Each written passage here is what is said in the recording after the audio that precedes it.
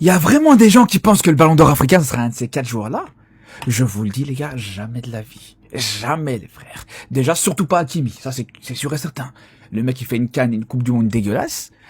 À aucun moment, je peux envisager qu'il soit Ballon d'Or. C'est bien, il a gagné l'année passée, c'était toujours mérité, félicitations à lui. Mais cette année, il doit pas le toucher, les frères. Et c'est la même chose pour son pote Brahim Diaz, comme ça, vous savez. Et Andio Mandé, attention, grosse révélation, et je pense que ce sera peut-être le meilleur jeune africain de l'année, ça y a aucun doute là-dessus.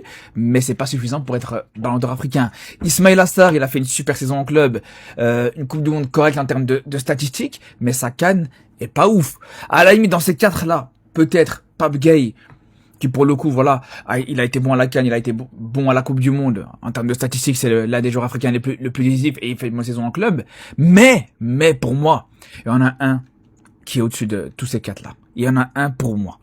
C'est incontestable et je pense que si on est logique et objectif, pour moi, c'est lui qui doit prendre le Ballon d'Or africain. Et d'ailleurs, on en parlera ce soir en live sur Kik.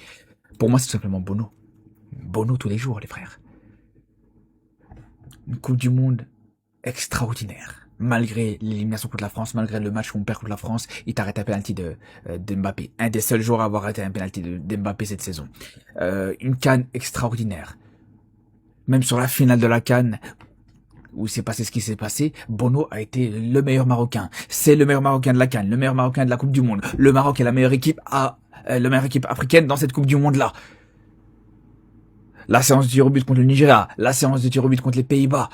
Pour moi, les gars, c'est très difficile de pas lui donner. Alors ouais, sa saison en club, bon, on peut en reparler, on peut en discuter. Mais dans une saison comme ça, où t'as 2 compétitions internationales, CAN, Coupe du Monde, et tu vois qu'il a été aussi fort, il va en finale de la CAN, où il gagne la CAN, ça dépendra, on verra le 8 octobre.